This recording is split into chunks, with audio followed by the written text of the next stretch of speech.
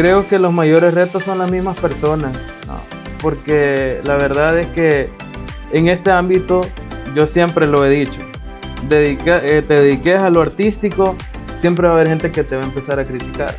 Por ejemplo, si sos influencer o querés ser TikToker o querés subir videos a Facebook, más, tú lo sabes, o sea, Sí, va a sí. haber gente que te va a empezar a criticar y si no tenés un buen autoestima o no estás seguro de lo que haces, te van a botar rapidito tu moral.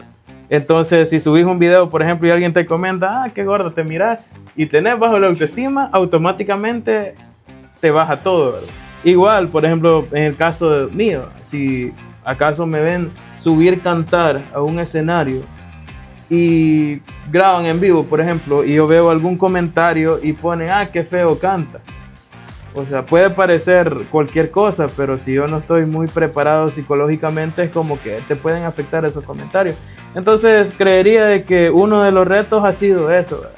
Superar tal vez los comentarios de las personas que tal vez no les gusta lo que uno hace, o aquí lastimosamente creo que no es un secreto, existe bastante competitividad, entonces lastimosamente creo que es algo que nos hiere a todos.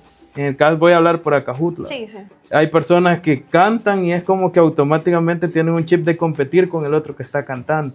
Creo que es el mayor error que se puede cometer y es lo que hace que no avancemos como acajutlenses. Igual con los medios, o sea, es como que puede haber un medio, no, yo tengo mayores vistas y empieza el pleito.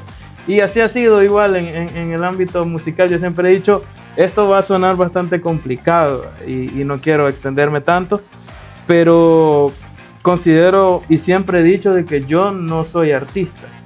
Es algo que siempre he manejado, porque el artista es alguien que trabaja de ello, se dedica a ello y es como que trabaja directamente con la gente, etc. Entonces yo así empecé diciendo, no, es que a mí me gusta cantar.